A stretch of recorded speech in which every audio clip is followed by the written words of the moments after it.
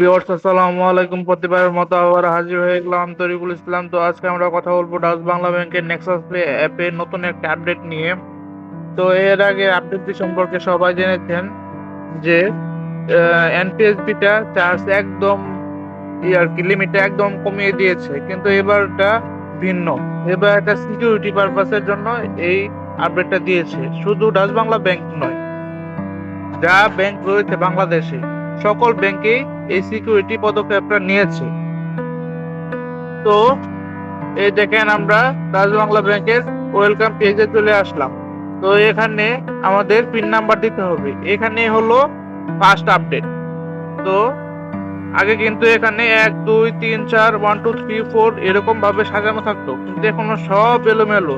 এখানে দেওয়া আছে 5 0 7 9। আবার এটা যদি আমি ব্যাক করি, ব্যাক করার পর আবার যদি দেই, তাহলে দেখতে পারবেন যে 290।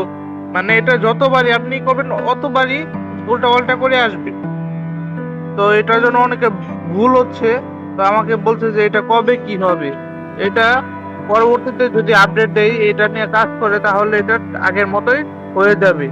তো আমরা এখানে আমাদের জার্জির পিন নাম্বার দিয়ে লগ ইন করে নিব।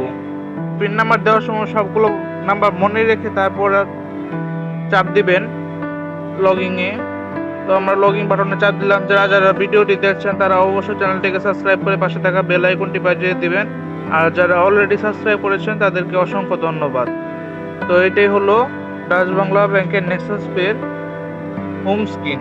তো আমাদের কথা ছিল আজকে ফান্ড ট্রান্সফার নিয়ে, নতুন আপডেট ফান্ড ট্রান্সফার। তো আমি এখানে আদার ব্যাংক দিলাম। দেওয়ার পর যাদেরটা ভেরিফাই করা আছে তাদের কোনো সমস্যা হবে না, কিন্তু যাদের ভেরিফাই করা নেই তাদেরকে ফেস ভেরিফিকেশন অথবা ফিঙ্গার ভেরিফিকেশন অথবা লাইভ ভেরিফিকেশন করতে হবে। তো আমরা এখানে একটা ব্যাংক সিলেক্ট করছি। ব্যাংক সিলেক্ট করার পর এখানে ব্যাংক এরিয়া সিলেক্ট করলাম, SHR শেরপুর। তারপর এখানে অ্যাকাউন্ট নাম্বার দিতে হবে। তো আমি অ্যাকাউন্ট নাম্বার দিয়ে দিলাম। দেওয়ার পর এখানে অ্যাকাউন্টের নামটা দিয়ে দিলাম, আমি তরিকুল ইসলাম। নেক্সট দেওয়ার পর এখানে সবকিছু ঠিক থাকলে যে কোনো একটা কিছু দিলেই হবে।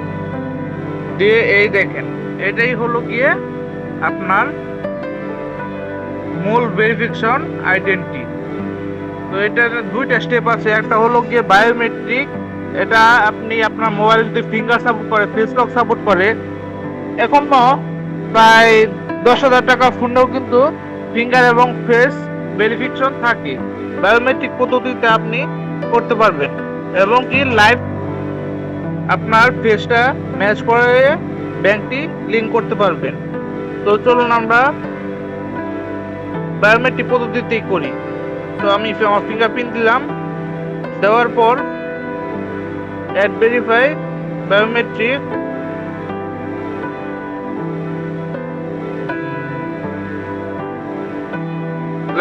আপনার মুখমণ্ডল রাখুন।